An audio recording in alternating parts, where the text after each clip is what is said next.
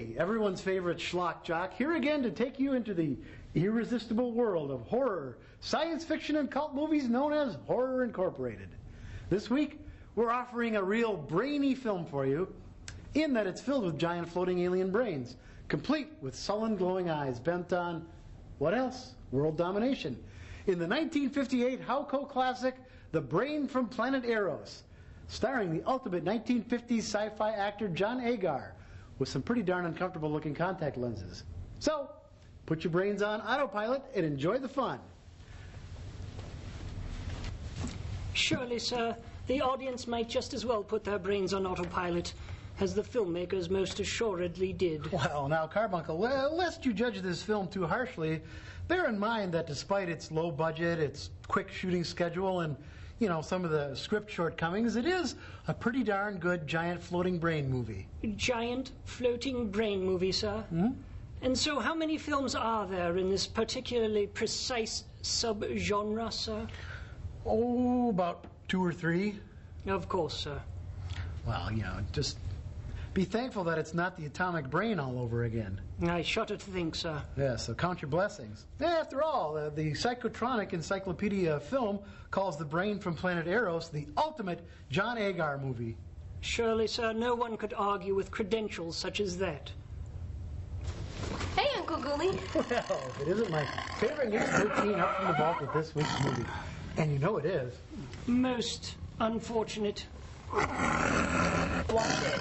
I still have a full box of scorpions just waiting to be dumped into your bed while you're sleeping. Duly noted. So, how's Wolfie here doing? Oh, he's great. But I wouldn't expect any mail delivery anytime soon. Oh, okay. So, do I understand correctly that this week's movie is another of those awful well-made ones? Well, you know, it's better made than most. You really gotta stop doing that, you know? I'm sorry. But look, you know, you show as many films as we do, and a competently made one is bound to creep in once in a while. Well, at least there are some goofy-looking giant floating brains. Yeah, there are at that. And you know what? You can even see the wires holding them up. It's like the filmmakers didn't even care and didn't even attempt to hide the wires. But not only that, but you've got John Agar in a great over-the-top performance. You've got atomic bomb stock footage aplenty. And you've got probably one of the most curious wrap-ups in a science fiction film this side of Ed Wood. It's fabulous. Well, I guess all that makes up for it being competently produced. No, of course it does. Gordon, old man. Yeah, Gordon, old man. What do you say we go on up to the booth and spool this baby up, huh? All right. So, have you managed to procure a license for that beast yet? Well, you know, I tried, but there's no self-service line at the License Bureau. And just what... Oh, dear, what do you mean by that? Well, they see Wolfie here come in, and everyone flees in terror. Pretty funny, I'll admit, but it makes getting the license difficult. Yes. Are you sure that it's Wolfie that's terrifying them, and not yourself? My advice to you would be to watch your back at all times. Duly noted. Come on, Wolfie.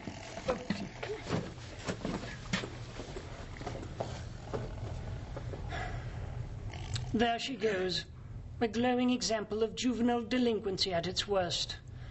Come to think of it, she gives juvenile delinquency a bad name. Well, be that as it may, do try to enjoy this week's offering, The Brain from Planet Arous. So titled despite the fact that there is more than one brain appearing, featuring John Agar, Joyce Meadows, Robert Fuller, Thomas B. Henry, and Ken Terrell. Did you call me? No, you misunderstood. It's The Brain from Planet Arous, not Brian. Oh, my mistake. Well, I'll be here if you need me. Perish the thought. As for me, I think I shall put my brain back into the jar from which it came from in the first place, just to give it a bit of a rest. Oh, dear.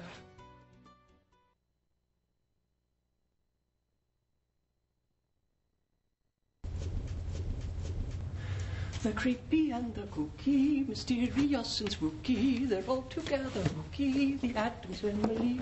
Oh! Master Gordon, why you frightened me. Though I suppose that was your intention, wasn't it? But what have you here? A telegram for me. Let's just take a look. Why, it's from the master. So it's strange that he'd send me a telegram since I've just seen him upstairs in his study. Let's take a look. My dear Carbuncle, stop. Wanted you to know that cave scenes in Brain from Planet Arrows shot on location at Bronson Caverns, stop. As seen in Robot Monster, stop. And dozens more science fiction flicks, stop, stop. About to drop bowling ball on head, stop and double stop. Signed, Uncle Ghoulie. Now that's odd. Why would he be about to drop a bowling ball on his own head? Sometimes there's just no figuring that man out.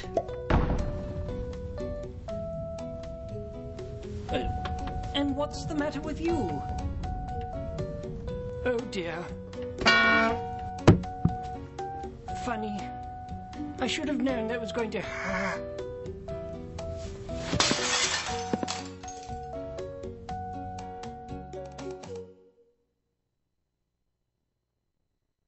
Well, you make a good point there, Gordon, but you know what you're not taking into account is that under the feudal system, the peasantry was required to wear a live chicken on their heads at all times when they're out in public. Who could that be? Are you expecting anybody? No? Me neither. Hey, maybe it's some adoring fans, huh? Yeah. Excuse me, sir, but there's a giant floating brain outside wishing to speak to you. Does it have an appointment? Does anyone ever have an appointment, sir? Good point. Yes, sir, but I'm hoping this ice bag will help reduce this... Did this giant floating brain say what it wanted? World domination, I do believe, sir. Well, that could be an interesting proposition, eh, Gordon? You know, I've always had a burning passion for world domination. Go ahead, send him in, Carbuncle. Of course, sir. Now, of course, the peasantry, if they were caught outside without a live chicken on their head, they had their mouths filled with fire ants. Say, that's not a bad system now I mention it. Do you have any fire ants on you? No, I'm fresh out too. Come on, you furry flea bag. Leave that floating brain thingy alone. At least until Uncle Ghoulie's done with it. Then he might let you play with it. Come on. There's a good werewolf. Now, I know that old sourpuss Carbuncle left his brain in a jar in his room. You can play with that in the meantime. Come on. This way. Well, you know, it is actually quite fetching.